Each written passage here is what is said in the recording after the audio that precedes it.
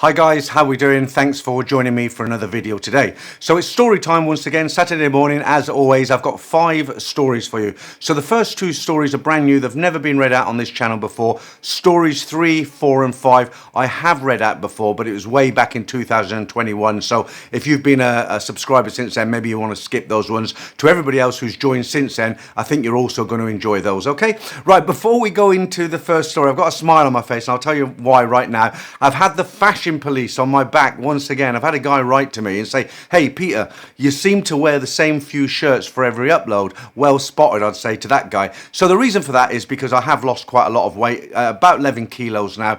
All my other shirts are like tents when I wear them, so I've had to go out and buy a few more.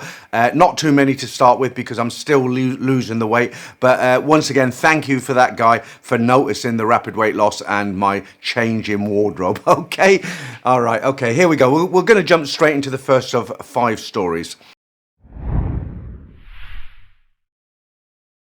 สวัสดีค่ะ I hadn't been to Thailand for years, but I finally returned for a week in 2019 with a friend. It was just before the country closed due to COVID-19 a few months later. During our trip, we visited a club, a go-go bar in Pattaya, located on Walking Street. My friend quickly brought a few drinks for a girl who had approached him, but I wasn't attracted to the women there. To me, they all seemed similar, and apart from a polite, hello, handsome man, I didn't expect much meaningful conversation. While my friend sat with his chosen girl, I decided to sit alone. Then I noticed her number 71. That was a number on her badge. Her name was Annie. She was very tall with long legs, a lovely face and a flawless figure. Among the 20 or so girls dancing on stage and hanging around, Annie stood out as the best looking one. She moved with confidence and seemed to be the centre of attention, especially for 2 other men sat close by. These guys were showering her with money and drinks. At one point, the 2 men paid for rounds of drinks for all the girls by ringing the bell. Annie would occasionally pass by me, and I think she noticed my interest. However, I wasn't keen on competing with her wealthy admirers who appeared to be from the Middle East. I'm not a big spender, and I didn't like the idea of paying big bucks for her attention in that way. I decided to return the following night, Sunday, but when I arrived, the Mama-san informed me it was Annie's day off. I came back on the Monday, and this time Annie seemed genuinely happy to see me. I told her I wanted to bar fine her, and for a long time. She gave me a great big smile and said, okay. We settled on 5,000 baht for her fee and 1,500 baht for the bar fine, totaling over 200 euros. It was a lot, but I reasoned it was better to have 1 amazing experience than 2 bad ones. I also noticed that many girls now preferred short time, which was quite different from my experiences in Thailand over a decade ago. Annie went to change, and then something extraordinary happened. As we were leaving the club, all the other girls lined up to bid her farewell. Annie kissed each of them individually, placed her hand on their foreheads as a blessing, and handed each one a 20 baht note. It was like a ceremonial send-off, as if she were leaving for America or getting married. The girls cheered, smiled and waved at us as we worked out. I felt like a superhero walking out of the club, holding my bride, while other girls cheered us on. It was an incredible moment, unlike anything I had experienced before. Annie and I spent some time strolling around buying snacks and enjoying each other's company. Despite her limited English, we managed basic communication, and I felt like I had a real girlfriend by my side. Later, back at the hotel, we shared an intimate moment that was surprisingly natural and passionate. For the first time in years, I felt like my younger self again. However, the mood quickly shifted. After our encounter, Annie panicked. She insisted she needed to leave immediately to buy a morning after pill from a pharmacy. I was surprised, as I had assumed she would have taken care of that given her profession. Our language barrier made it impossible to discuss the matter further. Despite having paid for the whole night, I let her go, as the thought of an accidental pregnancy was too frightening for me to think about. A few days later, I left for Pattaya, where I had a good time with another friend. Yet, Annie remained a memorable figure in my mind. The ceremony at the club and the rare emotional connection we shared made her stand out as a unique experience. Although she never responded to my messages online or WhatsApp afterwards, I still have a photo of her and cherish the memories of that extraordinary encounter. That's a weird one, isn't it? I've never come across that. I mean, why would the girls line up and, she touches them on the head? I mean, if you're out there, please leave a comment below and let me know, and I'll explain next time to everybody else, because I've never seen that in all the years I've been working and coming here on holiday. I've never seen the girls line up to see another girl off. But it's a great story, and it's one of those stories, again, she was just working. It was a normal night for her. She's probably been with lots, hundreds of men, who knows? And there he is. She hasn't answered him or anything like that, and he still cherishes that memory of that one night with Annie. Such a good memory for him, and you find that quite often with guys. Okay, let's jump into story number 2. Hi Pete, my name is Freddie. I have been watching your channel and find it entertaining, and I thought I would tell you my story of my experiences in Thailand. I am a 49-year-old Australian guy and have been single my whole life. During my 20s and 30s, I worked meaningless jobs and lived for the weekends. All my money was spent at local pubs in Australia, drinking, gambling, smoking, and other bad habits. I never really had any drive to achieve big goals like buying a house, marriage, or kids, etc. I just lived for those moments. The only time I got a girl was when I paid for her time. I had a win at the pub on the horses. I did not need much in my life, but the one thing I could never go without was a very bad habit that I cannot mention here because it's YouTube. I had never left Australia. Some of my friends had been to Thailand and told me the usual stories of what it's like there, and that I would never come back if I ever travelled to Thailand. I never had the drive or the money to get to Thailand. Around 2007, I had a relationship with an Australian girl and was in love with her, or so I thought, until that ended. The regular lovemaking was great, and the fact that she actually wanted to be with me was something that I had never experienced before. This girl made me realise what I was missing out of my life.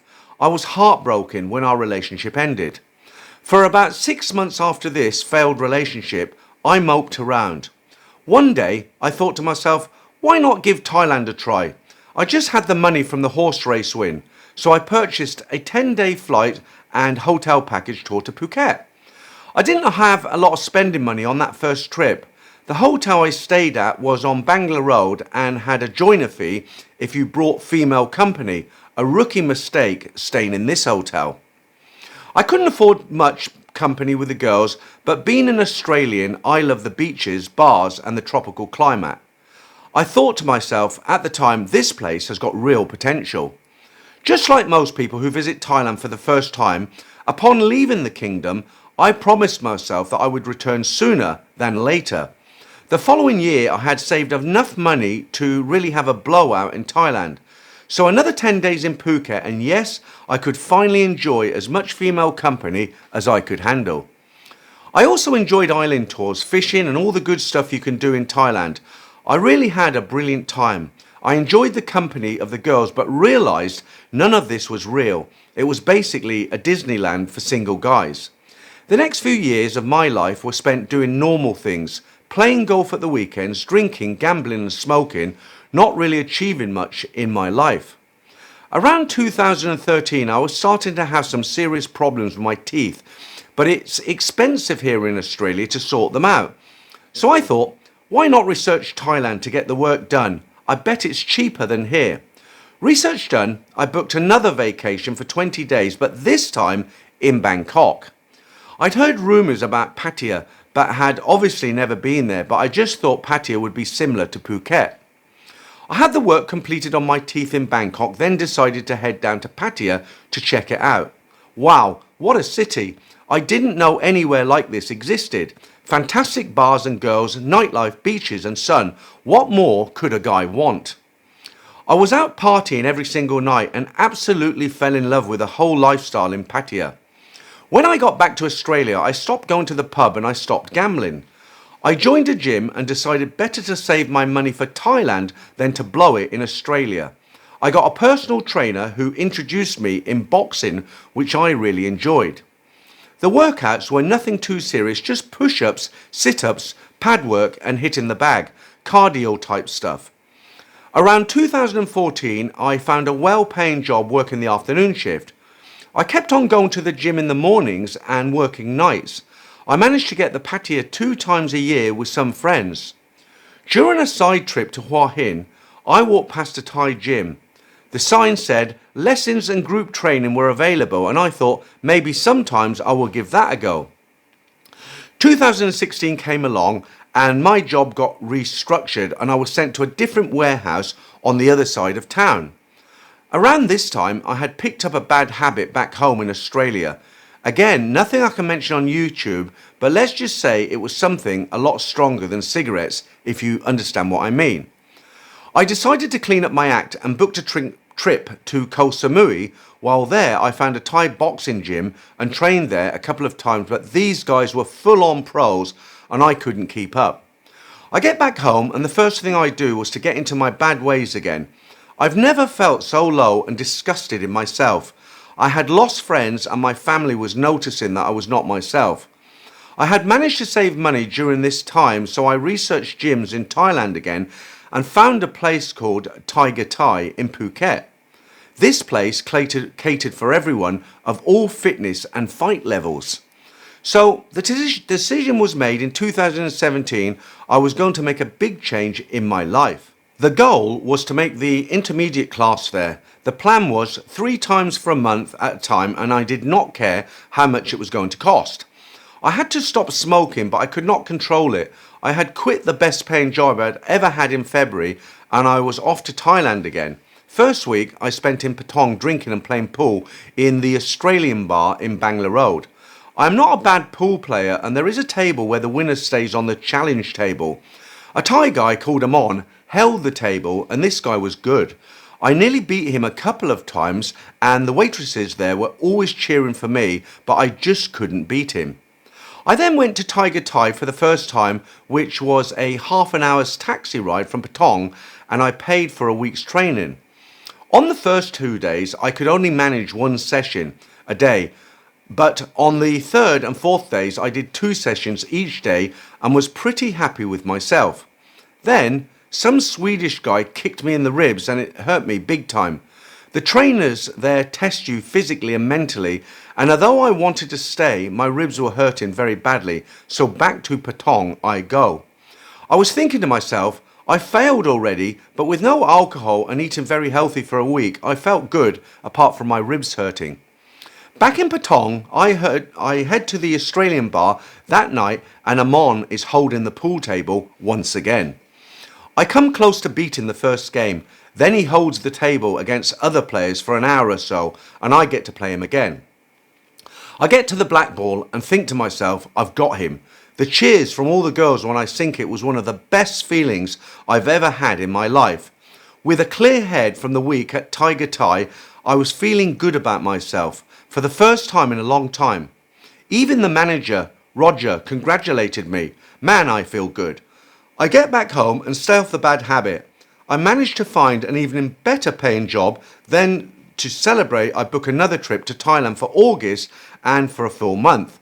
My original plan works out. August comes around and I spend 2 nights in Patong.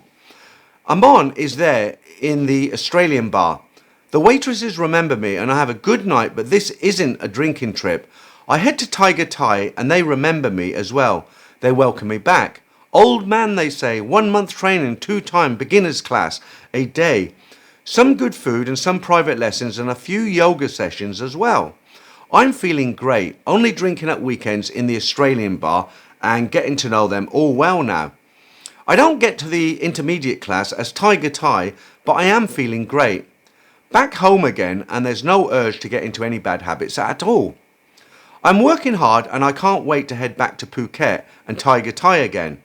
In November, my boss tells everyone that we are extremely busy and no more time off until February next year.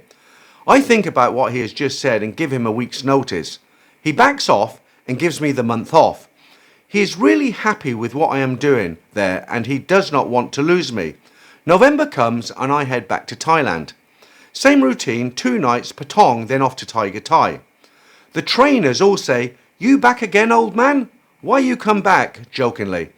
I have seriously gotten fitter and stronger in the last 12 months, and they can see the difference in me from when I first started there in February.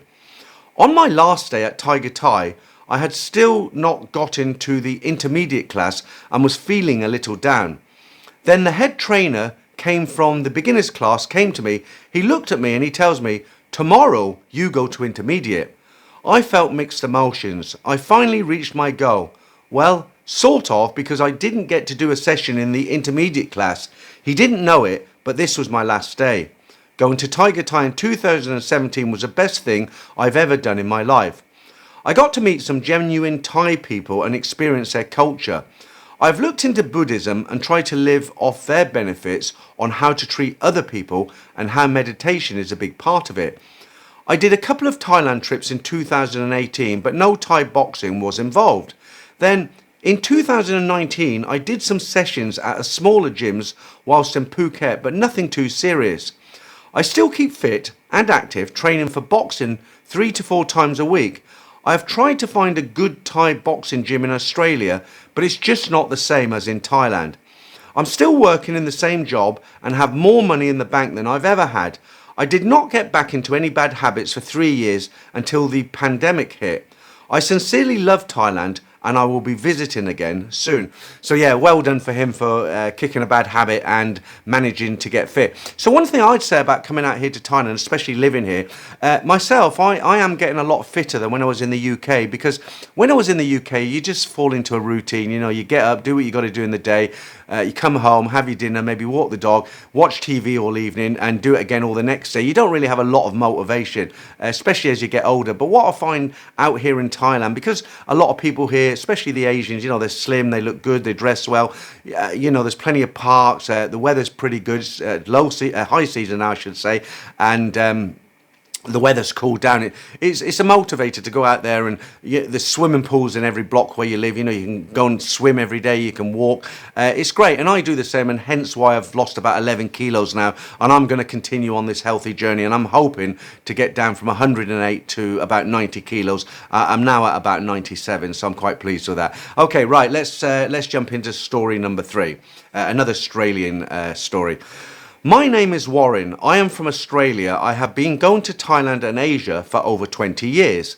I have probably been there around 40 times or more. I'm nearly 50 years old now. I have been married to my wife for 10 years with 2 beautiful daughters, 7 and 9. They have their mother's looks, luckily for them. We met in my friend's bar in Soy Cowboy. I met her when I was about 36. I was always a happy butterfly. When I met her, she was very young and had been working for around a year in the bar. I never had a problem with bar girls coming and going, but we connected with each other and I decided to take her to Phuket for a week's holiday. She had never been there before, let alone swam in the sea or been on an aircraft. We became very close. I went back home to work and she stayed in the bar for a couple of months. I came back to Bangkok and couldn't wait to see her again. I spoke to her one day and asked if she would like to get out of the bar business for good, to which she replied, yes, I would. I went to her village in Kalasin to meet her family. They are very poor and rely on her for support, and sadly, they still do, which really annoys me. Village people in Thailand have no idea on how to budget their money. 6 months after taking her out of the bar, I would ring her every day when back in Australia. I knew she was in the village because I could hear the chickens and dogs, etc. in the background. We would talk a lot, and of course I would send them some money, about 10,000 baht a month, which was approximately 330 Australian dollars for the 6 months. When I returned, I went through the visa process and brought her back to Australia on a holiday visa. This happened twice. After about 3 years and a mountain of paperwork and around 5,000 plus Australian dollars for visas, I asked her to marry me and she said yes. She fell pregnant about 2 weeks before the wedding in Australia, but we only found out about a month after the wedding that she was pregnant. We were both scared but excited. We went back to Thailand during her pregnancy and got married in the village. I gave her a dowry of 100,000 baht and a new Ford truck. It was a big wedding with about 100 people in attendance, with a live band and dancers and everything. My wife organised the lot. The wedding and entertainment was great and didn't really cost that much. It was only the dowry that stung me. I returned to Australia for the birth in 2012.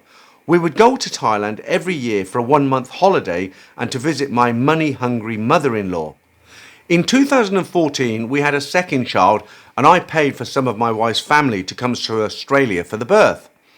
They all stayed for 6 months, not cheap.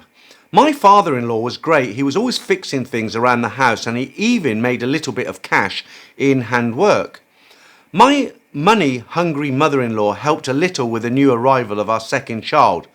When they went back to Thailand, I told my wife that I was sick of sending her mother money and we now have children to support. Her mother is like a leech and gives her daughter grief and the silent treatment when my wife tells her that we can't send her any more money. They decided to buy a tractor with monthly payments but now can't afford the monthly installments. So my wife still has to send money to her family so that they don't lose their farm and house. The money issues are never ending, but at least my wife has a cleaning job now which brings in some extra cash. It really upsets me that my wife's family is like a millstone around her neck, always looking for handouts and putting pressure and guilt on her. It's not fair on us and all upsets her a lot. Anyway, we do have our ups and downs, but somehow we are still strong together. Even though she says she has enough money, every so often, my wife has to build a house in her village with her own money that she has earned here in Australia. She is a great cook, the best mother, and takes pretty good care of me and the children.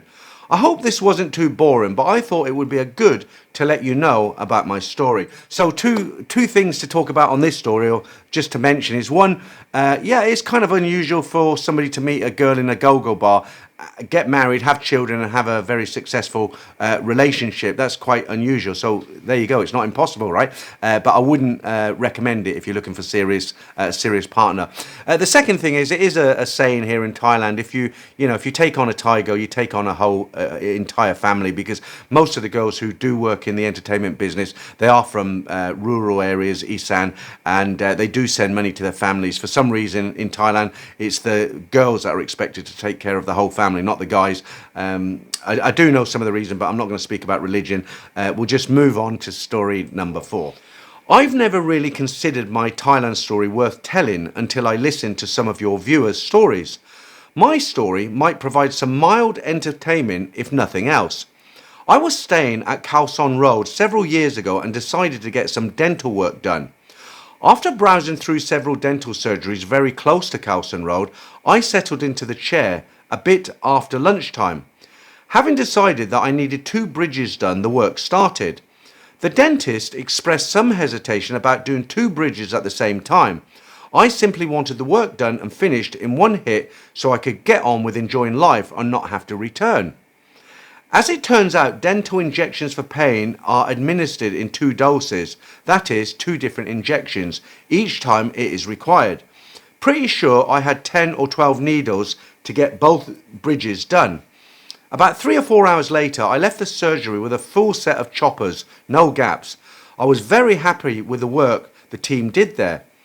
I felt fine and unaffected, walked to my hotel, showered and found a nice place to have a Thai green curry and a Chang beer. Those are the last clear recollections of the day. I woke up the next morning on my hotel bed in extreme pain.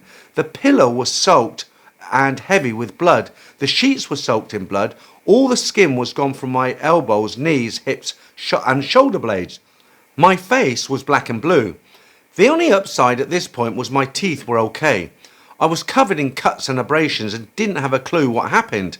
That morning I found a large gaping cut to the back of my head and a great circular imprint of someone's entire set of teeth in the form of a bite on my back.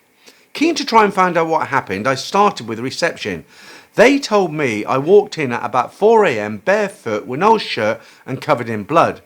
To investigate further, I went to the place I'd had the green Thai curry and beer.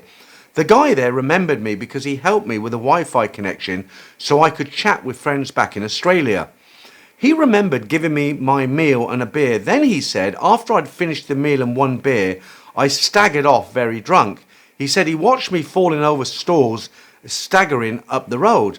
This is when I started to suspect what by now must be obvious to all your listeners. Beer and heavy doses of dental pain relief don't mix, at least not if you want a functioning brain. Then I started getting flashbacks of the previous night, such as laying on the road, looking at two sets of shiny black shoes and looking up at the two huge guys wearing black bouncer type outfits. Then I remembered being led up the road by two ladyboys, one holding each arm bleeding. Then a moment of frozen reality as I realised I was in a deserted, very quiet alleyway with my helpers. This contrasted sharply with the noise and hustle of Carlson Road. Next thing, I was being attacked for my wallet. I was fighting to stay upright with one hand on my wallet pocket so they couldn't take it. Every time I tried to get up, the road was again pressing against my face. It was weird to remember that. My last recollection was one good punch which connected well and dropped one of my attackers. Then I ran, that's it. The next thing I remember was waking up on the bed. Entirely self-inflicted, yes, but in my defence and a cautionary tale about mixing beer and dental work, I went from feeling completely okay and unimpaired to loss of awareness during one beer, and I didn't know what was happening to me. Just as a footnote, I was no stranger to beer drinking. I could easily drink 2 6-packs of beer, half a slab, just to warm up and be completely sensible. For your information, I don't feel any guilt about that punch. Upon reflection, I feel some satisfaction that it landed with such effect. They knew they were taking advantage of a tourist and started the violence. I bear them no malice. I know they need the money. Had there have been any bystanders, this could have ended very differently. As you've told us during many stories on your channel, tourists involved in violence where locals often end up in hospital. Thanks for reading my story. I think it's great we can share these experiences. Looking forward to hearing many more here on Thailand Bound. Regards, Rob. Okay, so he said he could put down half a slab of beer. That's about 12 cans before he even starts. That would wipe me out. I think I'm kind of quite a heavy drinker. I drink most evenings, not in the day, but half a slab. But again, I've mentioned this many times to you guys. Be very, very careful of ladyboys.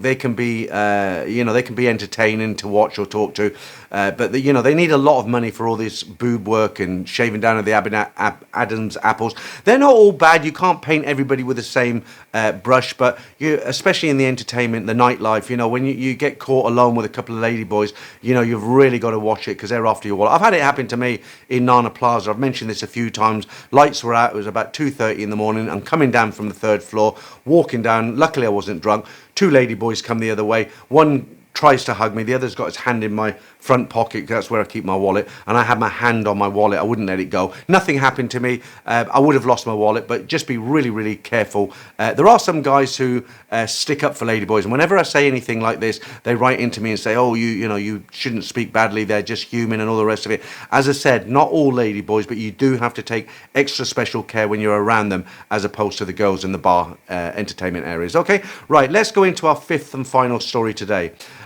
I'm Andy from Sweden and I'm 38 years old. I have been travelling to Thailand since 2005. 2005 was my first time in Thailand. This was when I was studying in university. I had just got into a relationship with a Swedish girl. We did not have anything to do in the summer, so we found very cheap tickets to Bangkok, €350 each with a Ukrainian airline. It was a lovely holiday and we travelled around 2 different islands. During this trip, I noticed that many of the foreign guys were driving motorbikes with a Thai girl on the back.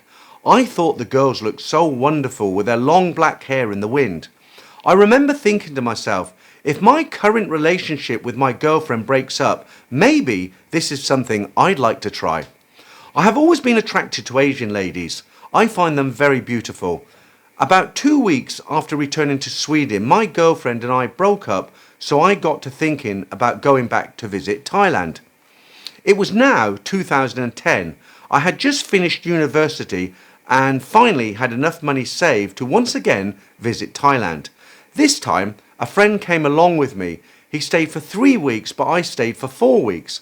Before travelling, we had read up on some of the good areas to have fun, like Carlson Road and Nana Plaza. The first night out we visited Nana Plaza, but we were very tired from our long haul flight. We spent the evening drinking with two really nice girls, but that's all, and at the end of the evening we gave them a really good tip and said we'd be back to see them again.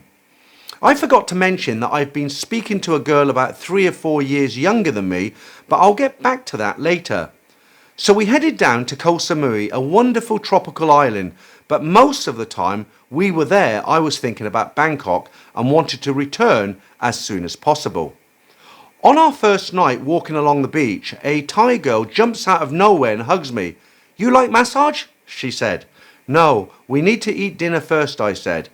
After dinner we were walking back when the same girl jumped out again and said, "You eat dinner? I massage you now?" I was a little bit confused but said, "Yes, okay, let's give it a go." An older woman in the massage place looked at me and asked, "You had massage before, you know what massage is, right?"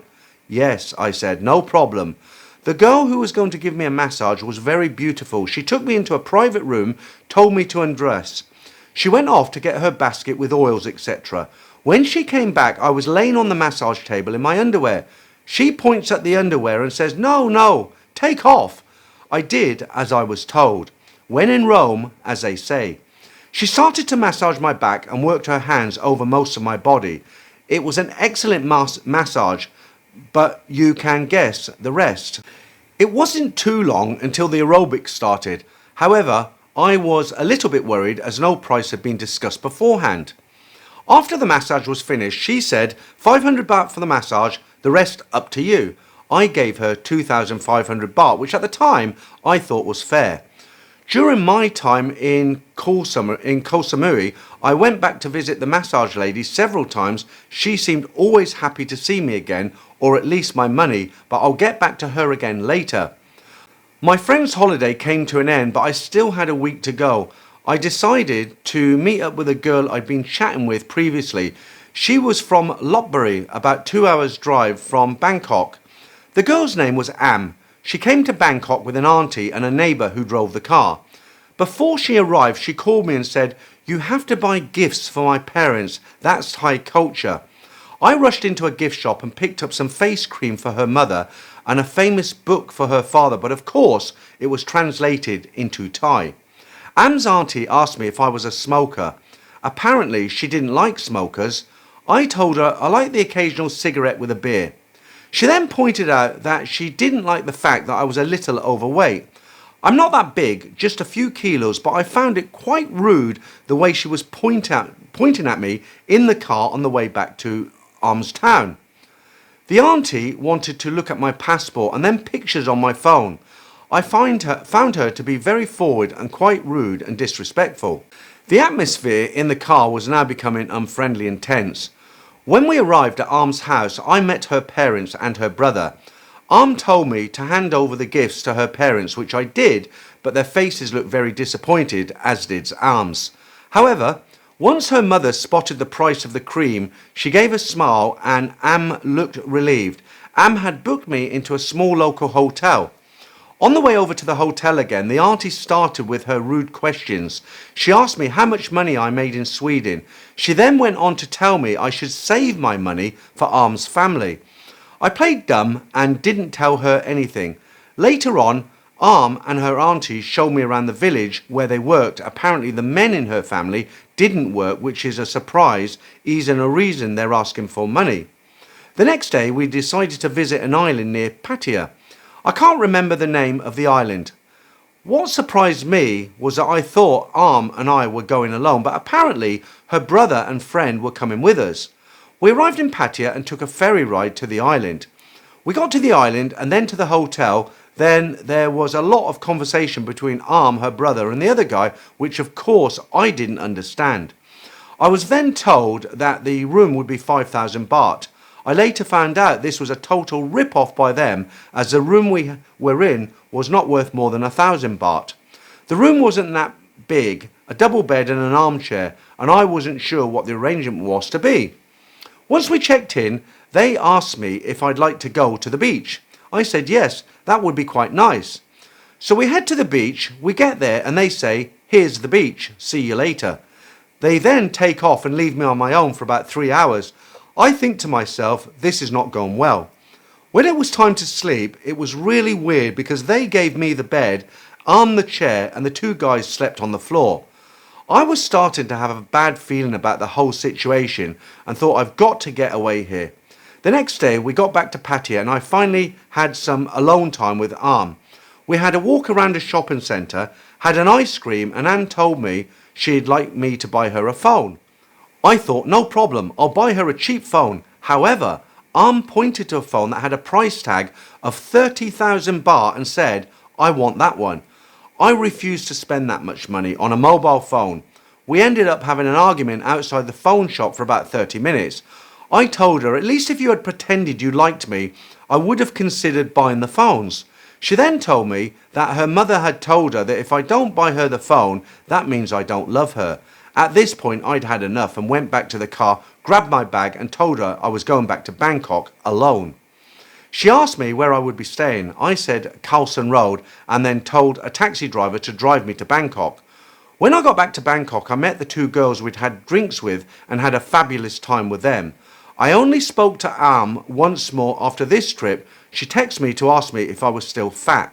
Needless to say, I didn't reply. So it's obvious, this girl had met this guy online and they were just ripping him off. They were using him. I mean, to tell him that the hotel room was 5,000 baht when actually it was only 1,000 baht, it was a clear sign that they were just out to get what they wanted. And the very fact that two Thai guys came along, it's obvious, isn't it? One is definitely her boyfriend, her full-time boyfriend, if not husband. And the other one was probably a friend of the boyfriend. So well done for him for, skipping as it was. Some guys would have fallen even further. You've heard the stories in the past.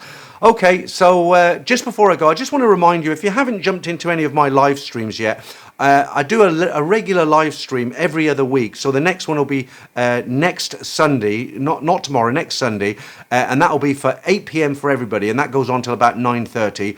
And then I have a 15-minute break, and I do a members-only live stream.